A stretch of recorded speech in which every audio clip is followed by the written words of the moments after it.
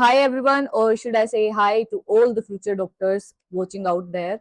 And if you are watching this video, then मैं मानूंगी कि you would be preparing for NEET 2026. And yes, sorry to disturb you guys, but there is something very important that I want to make you understand at this point of time, because I know right now what kind of things are going in your mind and what kind of thoughts are coming, like random thoughts. Will I be able to make it this year? Will I get a government seat or private seat? Should I take drop or not? Like there is a lot of confusion, fear, a lot of things are happening right now, especially those who are not well prepared, self doubt में है, काफी under confident है. So this video is for you guys. I can understand your situation because मैं भी उसी situation में थी और मुझे उस सिचुएशन से निकलने में 2 साल लगे थे, but finally I'm free from all of that. So when you are watching this video, exactly 12 दिन बचे हैं अपने पास नीट के.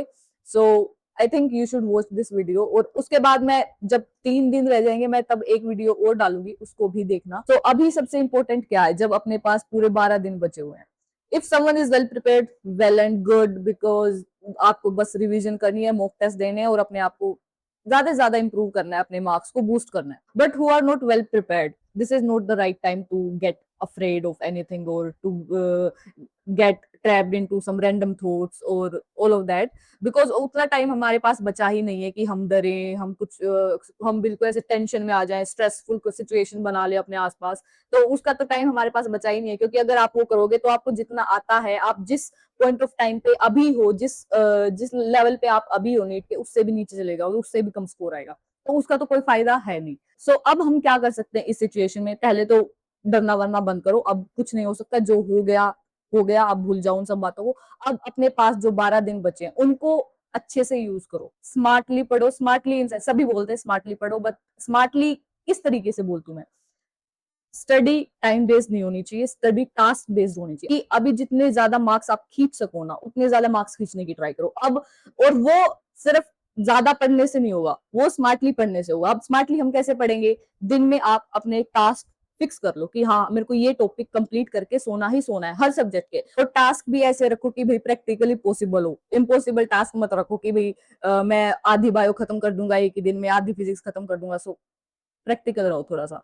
अभी अपने पास 12 दिन बचे हो, उनको बेनिफिशियल यूज करो, एक भी दिन वेस्ट मत करो. The very first point, easy marks को टारगेट करो. अब इजी मार्क्स हमारे कहाँ से आएंगे? जो भी आपका स्ट्रॉन्गेस्ट सब्जेक्ट होगा. अब आपका स्ट्रॉन्गेस्ट सब्जेक्ट कुछ भी हो सकता है, मैं ये नहीं बोल रही कि बायो ही होता है सबका, किसी का केमिस्ट्री होता है, किसी का फिजिक्स भी होता है. सो जो भी आपका स्ट्रॉन्गेस्ट सब्जेक्ट है उसको थोड़ा सा और स्ट्रॉन्ग करो, उस पर ज्यादा फोकस करो. क्योंकि अगर जो चीज आपको आती है और उसका क्वेश्चन आपको गलत होगा तो वो रिग्रेट लाइक अनदर लेवल का होगा कि भाई ये तो इतना आसान था, मैंने कैसे गलत कर दिया. तो इजी मार्क्स को खींचने का ट्राई करो ज्यादा से ज्यादा, उसमें से क्वेश्चन गलत होने ही मत दो. तो the second point is mock test. अब इस पॉइंट ऑफ टाइम पे मॉक टेस्ट की इंपॉर्टेंस डबल हो जाती है. हमें हर दिन एक मॉक टेस्ट तो जरूर देना है, जरूर देना है. इसको अपने टाइम टेबल में रख लो, मतलब जो टास्क वाला टाइम टेबल हमने बनाया है उसमें एक मॉक टेस्ट तो जरूर दे के सोना है. मॉक टेस्ट दे बिना नहीं सोना हमें. अभी आपने मॉक टेस्ट दे लिया, अब मॉक टेस्ट में भी हमें क्या चीज ध्यान रखनी है? कई बच्चे ये करते हैं कि जो जो क्वेश्चन हमारे गलत हुए हैं हम उसको दोबारा जाके रिवाइज करते हैं. Yes, very common.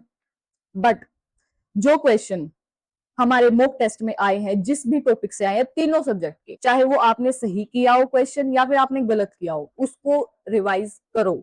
एक बार उसको रिवाइज करो, और सिर्फ उस टॉपिक को रिवाइज मत करो, थोड़ा सा दाएं बाएं ऊपर नीचे भी देख लो. बिकॉज अगर आज इस टॉपिक से क्वेश्चन आया तो अगले दिन उससे रिलेटेड टॉपिक से भी आ सकता है. क्या पता उससे रिलेटेड टॉपिक में नीट में ही आ जाए. So take care of that. Mock test को अच्छे से एनालाइज करो. अब हमारे पास थर्ड पॉइंट आता है PYQs. PYQs like equivalent to mock test हम बोल सकते हैं. पीवाईक्यूज की थोड़ी सी ज्यादा इंपॉर्टेंस आ जाती है मॉक टेस्ट से, बिकॉज एक तो हम लाइक एक्सपेक्ट करके चलते हैं हाँ कि जिस पैटर्न में लास्ट ईयर आया था क्या पता उसी पैटर्न में इस बार भी आए. बट आजकल नहीं, थोड़ा सा अनएक्सपेक्टेड है, कुछ भी कर देता है. सो बट हम ये मान के चलते हैं कि पैटर्न तो एटलीस्ट सेम रहेगा. लाइक बायो में अब पिछले कुछ सालों से हमारे पास असर्शन रीजन के क्वेश्चन कुछ ज्यादा ही आ रहे हैं, तो हम एक्सपेक्ट करके चल रहे हैं कि अब इस साल भी कुछ वैसा ही देखने को मिलेगा. सो 1 पीवाईक्यू पर डे ये भी कंपलसरी होना चाहिए आपके टाइम टेबल में. और एटलीस्ट लास्ट 5 ईयर के पीवाईक्यूज तो करके ही जाने हैं, स्पेशली जो लास्ट ईयर का आया था. तो इसमें भी सेम रूल अप्लाई करना है. कोई क्वेश्चन चाहे आपका गलत हुआ हो सही हुआ हो, आपको एक बार जिस टॉपिक से वो क्वेश्चन आया, एक बार आपको किताब खोल के देखना है कि कुछ छूट तो नहीं गया मेरा, कोई इससे ज्यादा इंपॉर्टेंट कुछ हो. या फिर आसपास के टॉपिक से कोई क्वेश्चन इंपॉर्टेंट बनता हो। सो ध्यान रखना है। Next point is task based study. तो ये मैंने पहले बता दिया, तो टास्क बेस्ड स्टडी ही होनी चाहिए इस टाइम पे, बिकॉज अभी आप ये फोकस करो कि दिन में मेरे को ये टॉपिक कवर करने हैं, तो आप फिक्स करो अपने टाइम टेबल में कि क्या क्या पढ़ के सोना है, और वो पढ़ेगा ना, सोना मत। और प्रैक्टिकली रखना चीजों को, ये नहीं है कि भाई हाँ आज मैं कंप्लीट कर दूंगा सारी bio, be practical. Next is, ये सबसे इंपॉर्टेंट, क्योंकि मैंने भी गलती की थी ये वाली, तीनों सब्जेक्ट को साथ में लेके पढ़ो। मैं क्या करती थी कि चलो 10 दिन का अगर मैंने कुछ टास्क बना के देखा है, तो मैं ये सोचती थी कि भाई हाँ 3 दिन में मैं बायो खत्म कर दूंगी, 3 दिन में केमिस्ट्री खत्म कर दूंगी, 3 दिन में फिजिक्स खत्म कर दूंगी, और लास्ट डे में तीनों सब्जेक्ट है साथ में रिवाइज कर लूंगी, जो कि सबसे बड़ी गलती थी। क्योंकि जो मैंने सबसे पहले, मान लो मैंने बायो पढ़ी, तो लास्ट डे पे रिवाइज करते हुए सारा बिल्कुल ऐसे ब्लैंक हो जाते थे मैं, तो रिवाइज करने में काफी ज्यादा दिक्कत फेस करनी पड़ती है।